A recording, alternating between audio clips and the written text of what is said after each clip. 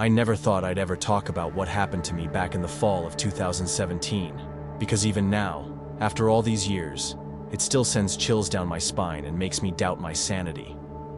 Back then, I was living in a small, rented colonial-style house in rural Shelbyville, Kentucky, and I was working night shifts at a warehouse in Louisville. I had moved there from Ohio to start a new job and save some money, and the rent on that house was almost too good to be true. At first, I couldn't believe my luck. It was cozy, quiet, surrounded by tall maple trees, and only about 30 minutes away from work. Little did I know that the most horrifying experience of my life was waiting for me in that place, hidden beneath the innocent charm of a quaint American suburb. I moved in on a cool September afternoon.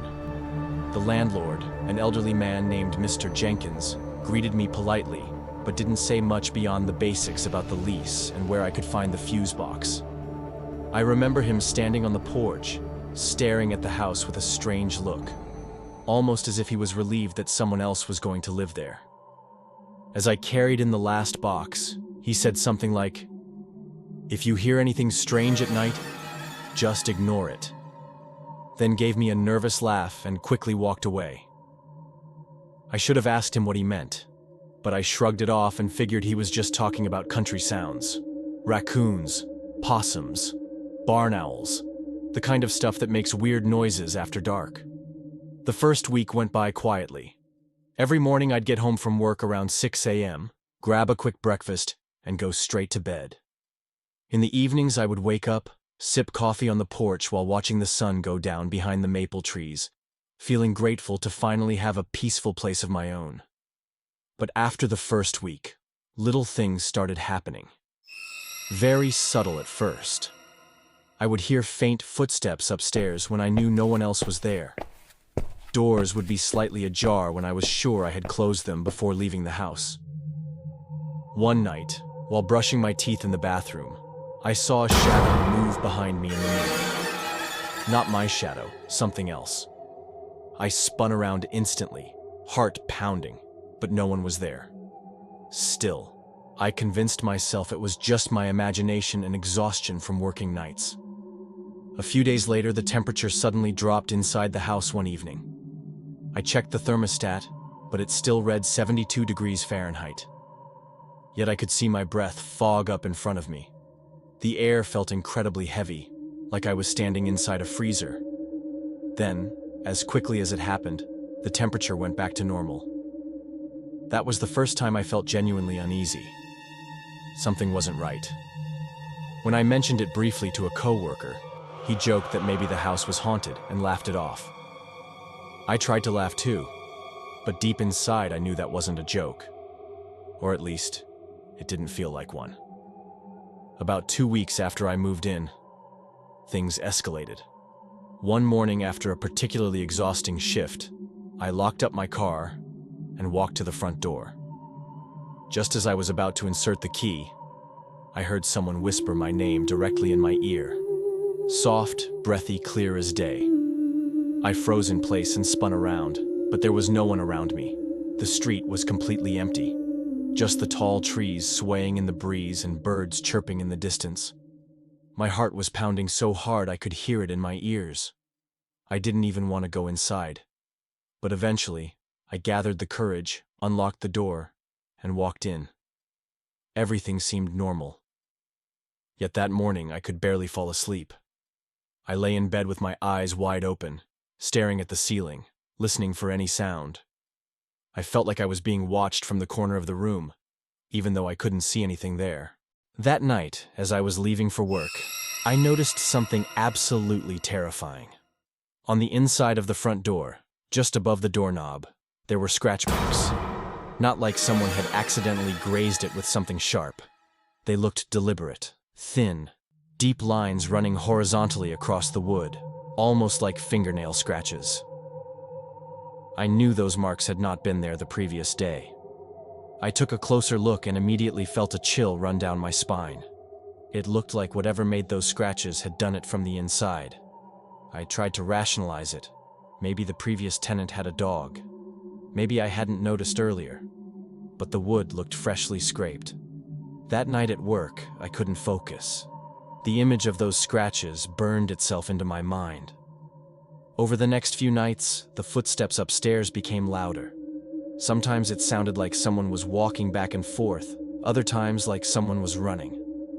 I start hearing soft knocks on my bedroom door while I was trying to sleep during the day. One afternoon, I finally worked up the courage and yelled out, "Who's there?" The knocking stopped immediately, and I heard footsteps retreating down the hallway. Footsteps in a house that was completely empty.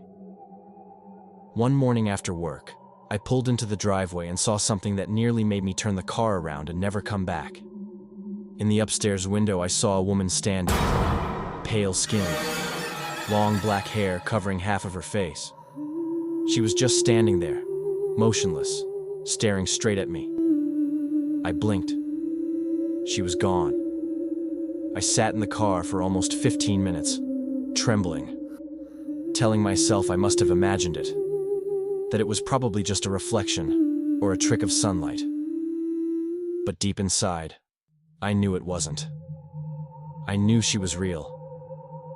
I slowly got out of the car and walked to the door, hoping with everything inside me that it would be locked and I wouldn't have to go inside. But the door was wide open, just standing there, swinging slightly back and forth. At that point, I didn't care about my things. I almost turned around and ran back to the car, but something, and I still don't know what, made me step inside. I called out, "Hello?" But my voice cracked and sounded weak. No answer. The house was silent.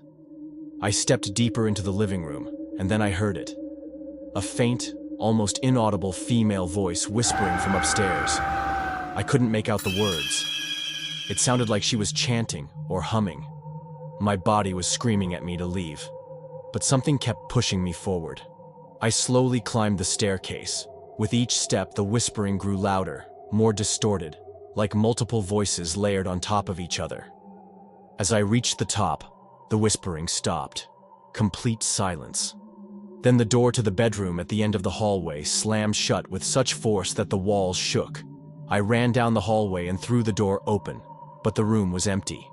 The only thing out of place was a single old wooden chair facing the window. On the seat, there was a small, dusty hand mirror. I don't know why, but I felt compelled to pick it up. The moment I touched it, I felt a freezing cold jolt shoot up my arm. I raised the mirror and looked into it. And that's when I saw her. Not behind me. In the mirror. Her pale face. Hollow eyes. Mouth slightly open as if she was about to scream. She was in the mirror, staring directly back at me. I dropped the mirror, and it shattered on the floor. The second it hit the ground, I heard a deafening, blood-curdling scream echo throughout the entire house. The lights flickered. The walls creaked like they were being twisted. I ran. I didn't look back. I ran down the stairs, out the door, and into my car. I slammed the door shut, started the engine, and sped away as fast as I could. I spent the next 2 nights sleeping in my car in a Walmart parking lot. I called in sick for work and didn't tell anyone what happened. Part of me hoped that somehow I had imagined all of it. Maybe I had fallen asleep and dreamt the entire experience. But on the 3rd day, when I went back to the house in broad daylight, hoping to grab the rest of my stuff and never return, I found something that confirmed that I wasn't crazy. All my belongings were packed in boxes and stacked neatly in the living room. Every single thing I owned was there, as if someone, or something, had packed it up for me. And in the middle of the floor was the broken hand mirror, carefully laid out in a perfect circle, with the largest shard positioned upright, reflecting the front door. It was almost like the house itself was telling me to leave and never come back. I didn't take a single box. I walked back outside, called Mr. Jenkins, and told him I was breaking the lease. He didn't argue. He didn't even ask why. All he said was, "I understand." Then he hung up. I later found out from a neighbor that the house had been empty for almost 8 years before I moved in. A young woman who lived there had disappeared under mysterious circumstances. The police never found her body. Some people claimed she went insane and locked herself in the house. Others said she was practicing dark rituals and had opened a doorway to something evil. Whatever happened, after her disappearance, every tenant who moved in left after only a few weeks. No one ever stayed longer than a month. Even though I moved far away from Shelbyville, I still dream about that house sometimes. In my dreams, I'm standing in the upstairs bedroom, staring into that cracked hand mirror. And every time, I see her face appear behind me, closer and closer. I wake up drenched in sweat, convinced that she's still with me, waiting for the right moment to return. Sometimes, late at night, I still hear footsteps creeping down the hallway. Footsteps that aren't mine. I tell myself it's just the creaking of an old apartment or the pipes in the walls. But deep down, I know the truth. You can run from a haunted house, but you can't run from whatever follows you out of it. And sometimes, no matter how far you go, it will find its way back to you and whisper your name in the darkness.